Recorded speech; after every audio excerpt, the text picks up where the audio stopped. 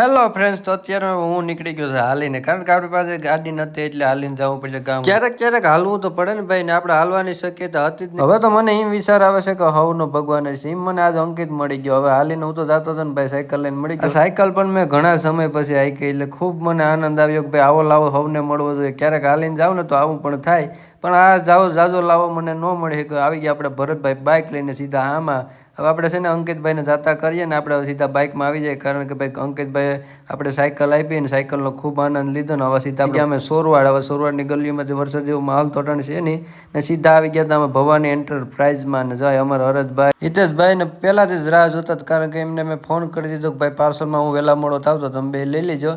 ને પાર્સલવાળો પણ અમારે જ રાહમાં ફટાફટ આવી ગયો છે, ને હું થોડોક હરખમાં આવી ગયો કે ભાઈ આપણું પાર્સલ આવી ગયું છે. તો ફટાફટ ખોલવાની આતુરતા તો અમને જ હતી, પણ એ ભાઈ ના પાડી દીધી કે ભાઈ નહીં આગળ તમે ખોલો, આમાં પાસપોર્ટ અલગ અલગ પ્રકારના આવતા. મેં એમને કહી દીધું કે ભાઈ જે થાય પણ ફટાફટ ખોલો, કારણ કે ભાઈ હવે રહેવાતું નથી, તમારે છે ને બહુ અમે રાહ જોઈ છે.